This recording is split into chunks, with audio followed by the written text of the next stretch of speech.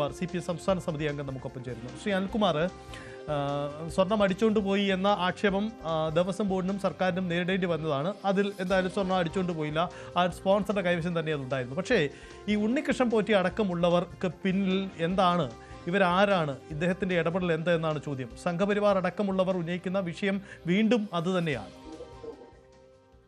ശബരിമലയിലെ സ്വർണ്ണപീഠങ്ങൾ തെളിയുമ്പോൾ ചെമ്പ് തെളിയുന്നത് കേരളത്തിലെ പ്രതിപക്ഷത്തിനാണ്.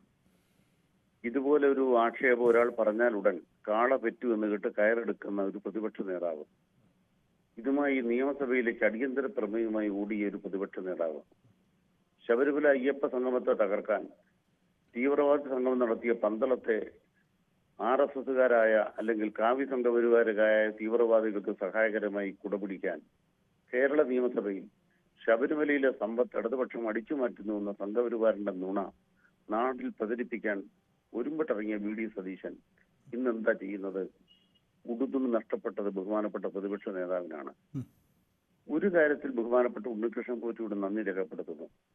ദേവസ്വം ബോർഡ് അവർക്ക് 75 കൊല്ലമായി ലഭിച്ച മുഴുവൻ ആസ്തി വിവരങ്ങളും രജിസ്റ്ററുകളും അടിമുടി പരിശോധിച്ചു. കണ്ടെത്തിയത് എന്താണ്?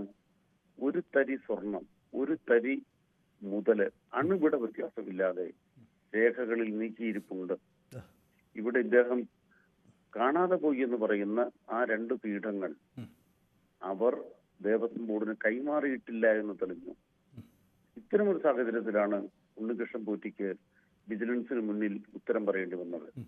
അനിൽകുമാർ, ഒരു കാര്യം പക്ഷേ ഈ സ്വർണം അവിടെ ശബരിമലയിൽ ഇല്ലായിരുന്നു, ഇയാളുടെ വീട്ടിലായിരുന്നു എന്ന കാര്യം അറിയാൻ വൈകിപ്പോയി. അവിടെ ദേവസ്വം ബോർഡിന് ഒരു പിഴവ് പറ്റിയിട്ടില്ലേ പരിശോധന നടത്തുന്ന കാര്യത്തിൽ? അല്ല, നിങ്ങൾ എന്ത് പരിശോധിക്കണമെന്ന് പറയുന്നത്? ദേവസ്വം ബോർഡിന്റെ കയ്യിൽ എന്തുമാത്രം സ്വർണ്ണം ഇരിപ്പുണ്ടെന്ന് അതിരിക്കുന്നത്, എന്തുമാത്രം മുതലിരിപ്പുണ്ടെന്ന് അതിരിക്കുന്നത്, അത് സൂക്ഷിച്ചു വെച്ച സ്ഥലങ്ങളിലെ പരിശോധന വെറുതെ ഉത്തരവാദിത്തമില്ലാതെ നടത്താൻ പറ്റുമോ? അല്ല, ഇത് സൂക്ഷിച്ചു വെച്ച ഇടമല്ല, ശബരിമലയിലെ ദ്വാരപാലക ശില്പത്തിന്റെ പീഠമാണ്. ഏറ്റവും തന്ത്രപ്രധാനമായ ഇടത്ത് വെച്ചിരിക്കുന്ന സാധനമാണ്. അതാണ് അവിടുന്ന് മിസ്സിംഗ് എന്നുള്ള കാര്യം ഇപ്പോൾ മാത്രം അറിയുന്നത്.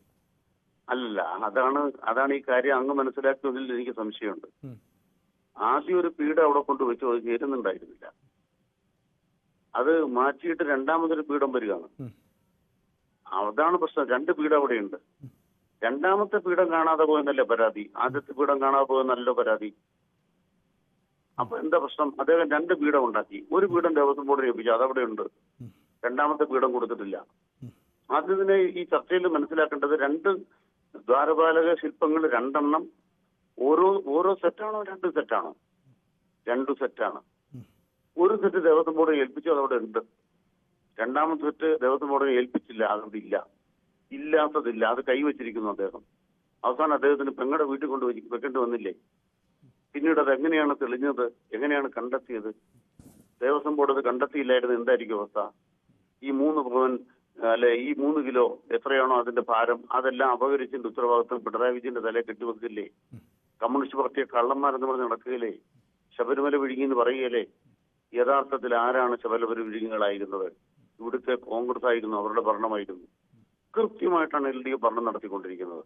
അത് കൃത്യമാക്കി തെളിയിക്കാൻ കഴിഞ്ഞു എന്നുള്ളത് ഈ നുണ ശ്രീ പോറ്റി പറഞ്ഞ നുണയ്ക്ക് നന്ദി പറയുന്നു.